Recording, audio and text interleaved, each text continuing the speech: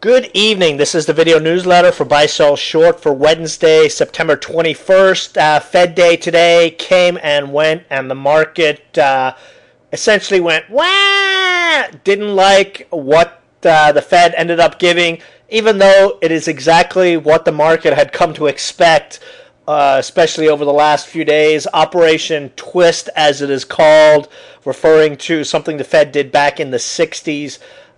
Came into play. It's a quasi-QE3 for all intents and purposes, and essentially what the Fed is doing, they're going to sell $400 billion of long-term treasuries and buy $400 billion of short-term treasuries. And the purpose of that really is to force the market into riskier things, which over the medium term may be good for the market, but market, I think, expected a little bit more.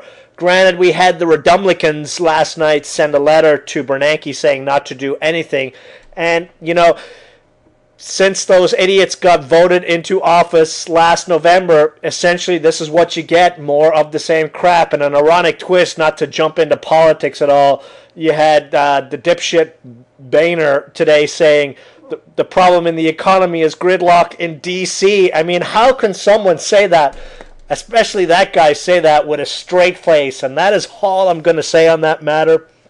But looking at the indice charts, the market threw a temper tantrum today, and, you know, we are on the cusp. It's going to be very interesting what happens over the next several days. This is going to be the key for the market. If you see here on the daily chart, we have an upside down flag formation. We looked ready to rock and roll and actually break this to the upside a couple of days ago. After today's session, you know, the waters are a little muddied right now. You can see we've got this line here, 11K support.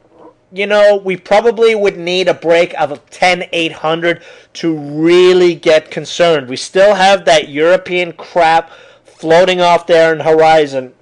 And, you know, the Fed, while what they did will probably end up being good for the market, gold did drop on that action today, let me tell you that as well. It remains to be seen what the impact is going to be, at least in the near term. Looking at the 15-minute chart, you know, big run up. We're in air zone right here. We've got some support from a week or so ago in this 11K to 11,500 area that we could find support in tomorrow. If we lose it, we're probably looking at a retest of that 10,800 level. One thing that is positive, all the indicators are deeply oversold here, so that is one little positive outlook there. Something we haven't mentioned in a little while, U.S. dollar. Again, the Republicans continue to harp and say that they want a strong dollar. Dumbasses. Strong dollar, bad for economy, bad for stocks. Stop asking for, oh, wait a minute. I know why they're asking for a strong dollar. Duh. They want the economy to tank so they can win next year. Oh, well, let's ignore those idiots. As for the dollar, very, very close. I mean, we got that break above the 200-day moving average. We're coming back. But the problem thing here is we're forming a flag here. And if gold really starts to sell off and traders start going back into the dollar, that's going to be bad for the market in the near term. So going to be watching that really, really closely. Our leadership, SMH, looked pretty good throughout the day and then just dumped into the close. But again, you know, not to harp on something we've talked about over and over again, look where we're pulling back to. The 20-day exponential. I love this moving average for trading indices, for trading stocks. Love it, love it, love it. So let's see what happens if we get a gap down tomorrow to that 20-day exponential around 2970. If you've got some risk in you, that may make for a decent pickup. If you jump in there, 29.70 area, you know, give yourself maybe 50-cent stops, and you're looking at, you know, possibly $1.75 to $2 upside. So you got 50 cents downside, you know, 3 times that upside reward. So that's a decent risk reward on a sector that has proven to be pretty strong recently. Again, high caution stance right now. Like I was saying in the chat room, we continue to be mega high cash, 90% plus cash overnight every single day, at least through into next week. We did very little today in the chat room, a couple of small little trades, but for a lot of you guys, especially you rookie traders, 100% cash is an okay thing to be. You want to be 90% to 100% cash right now. I had a good friend tell me today, and what a great saying. This is an untradeable market right now. And what I mean by that, we can just whipsaw back and forth. The trades that are out there are really fast. They're garbage trades. They're not the kind of trades we do. And they're actually the kind of trades that will get you in trouble, that will get you pressing your bets, going a little bit larger, holding a little bit longer. For a lot of guys, sitting on cash is an okay thing to do. Don't feel bad about doing it. We're reading about traders losing their ass left and right in this market right now. Don't be one of those traders. The market will come to you. Just be a little bit patient. When the market environment is ready for us to start pressing our bets, all this hand sitting that we've been doing for the last several weeks, we can make all those profits back in a decent market rally. We haven't had that scenario yet. Couple of stock plays to mention.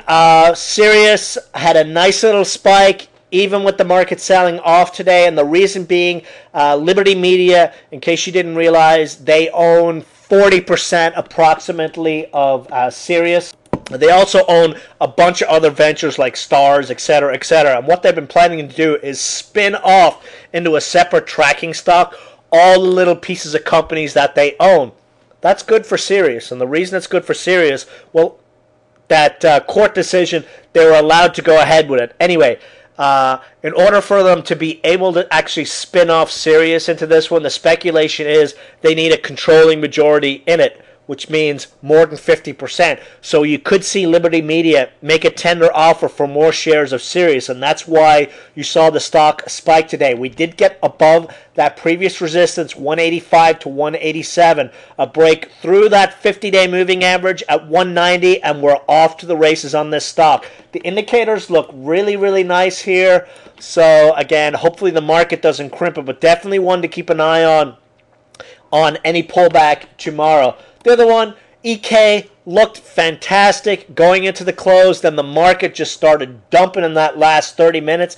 We had a reversal day on volume before that late day sell-off. This sort of mirrors what we saw back here in late August when it got underneath the 50-day moving average and then just rocketed up to the mid-threes. So we've had a nice extended retrace here. Would love to see it hold that 248 level tomorrow. And I think there's probably, we've got the 20-day exponential at 280. That's a nice 15% upside at least on this one in the near term. And actually, one other one to keep an eye on, Netflix, all over the map. They fumbled the ball big time. This one had a huge intraday bounce from 125 to 134, then sold off with the overall market. If we see any sort of bounce on the market over the next 2 days, you could easily see Netflix trading up there at the 140. So definitely one to keep an eye on for trading. And, there's rumors floating around. Facebook is supposed to be announcing a bunch of stuff tomorrow. There was a rumor floating around there late in the day that Netflix might announce something with Facebook tomorrow. If that's the case, you could easily see the stock add $10 a share, 125 stops on it. But again, for a lot of traders, best thing to do, sit back, watch. No pop scan today. Just on a side note, yesterday we had the market up 150 on the backs of like 5 stocks. 90% of the market was dead. The pop scan yesterday, if we had a normal market and we were up 150, the pop scan wouldn't be reading crash lows. I mean, it's even lower today. So that's just, part of the reason why we're not doing a whole lot in this market. It's just the risk reward is not slanted in our favor at the moment.